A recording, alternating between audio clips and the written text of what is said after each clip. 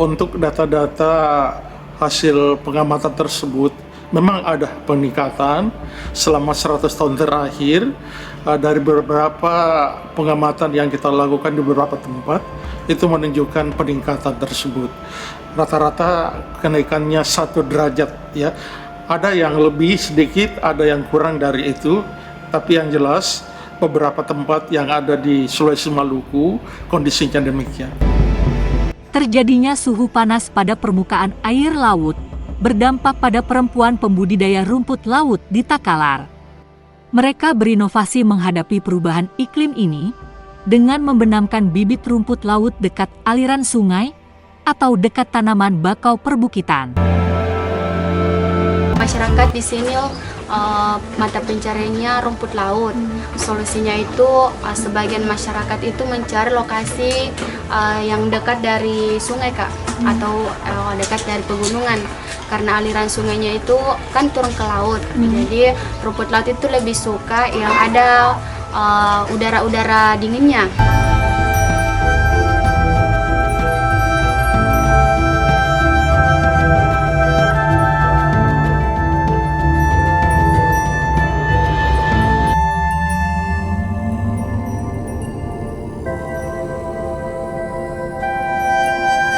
Asosiasi Pendamping Perempuan Usaha Kecil Mikro, ASPUK, memberi penguatan para perempuan pengusaha UMKM di Desa Kanaeng, Desa Popo dan Desa Ujung Baji, Kabupaten Takalar, Sulawesi Selatan, dalam menghadapi perubahan iklim.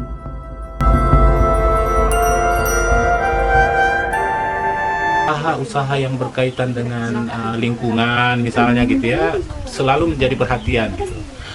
Kita sudah memberikan juga muatan-muatan berkaitan bagaimana sesungguhnya menyusun rencana kegiatan usaha dengan pendekatan BMC misalnya, bisnis model kanvas. Nah, analisis lingkungan di situ selalu ada gitu. Nah, kita berharap kemudian unsur ini menjadi bahagian yang bisa punya andil dalam mengurangi dampak perubahan iklim.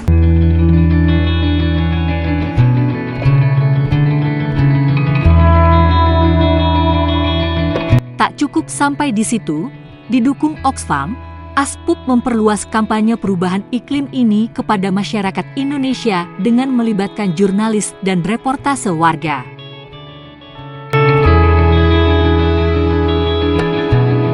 Peserta jurnalis diberi tugas meliput secara mendalam isu perempuan UMKM dan perubahan iklim.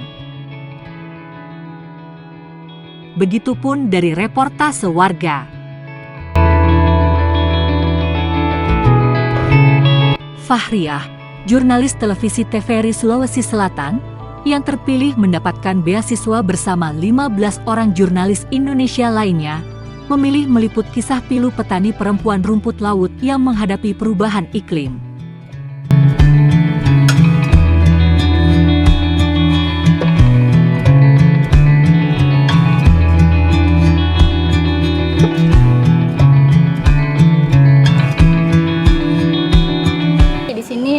Saya menceritakan dan menggambarkan bagaimana kehidupan para petani perempuan lokal yang ada di Kabupaten Takalar, Sulawesi Selatan.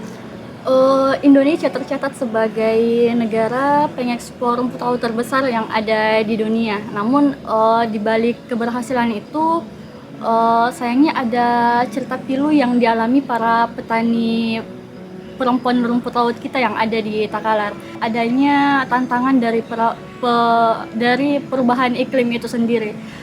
Selama 2 tahun terakhir, ketika kita dihadapkan dengan dampak El Nino, maka terjadi kemarau panjang, di mana mereka biasanya bisa melakukan budidaya rumput laut dari bulan 11 hingga bulan 5, itu kini terhitung hanya 4 bulan saja dari tahun-tahun sebelumnya. Itu dikarenakan karena perubahan iklim.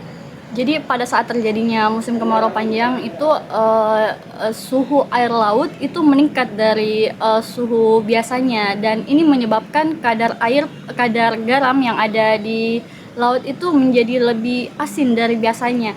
Nah, musim penghujan menjadi musim yang terbaik untuk melakukan budidaya ini karena air hujan itu dianggap mampu menetralisir kadar garam yang ada di air laut. Nah, selama 3 tahun saya terjun di dunia jurnalis, baru kali ini saya menjadi lebih peka terhadap liputan-liputan yang bersentuhan langsung dengan perubahan iklim maupun bagaimana kehidupan para petani kita yang ada di pesisir.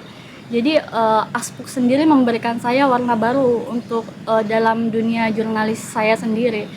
Saya lebih peka bahwa ada pemberitaan yang seharusnya bisa kita kawal, bisa kita masifkan, bisa kita galakan, bukan hanya ke saya, mungkin untuk ke teman-teman jurnalis lainnya, bahwa selain berita-berita hard news yang lain itu sebenarnya kita harusnya lebih menggalakkan lagi soal perubahan iklim, bagaimana kesenjangan sosial yang ada di masyarakat pesisir. Dan itu saya merasa bahwa Aspuk kali ini memberikan warna terbaru dalam dunia jurnalis saya.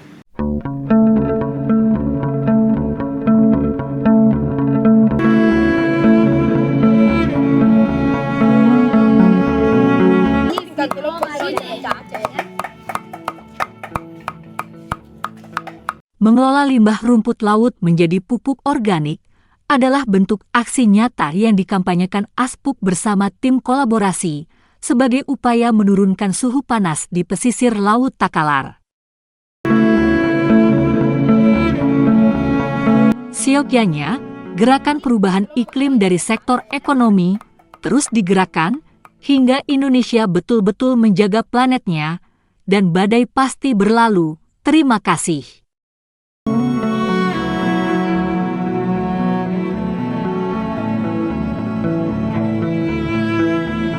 Sayang, kalau saya sih itu bisa karena kandungan nitrogennya tinggi, ya proteinnya.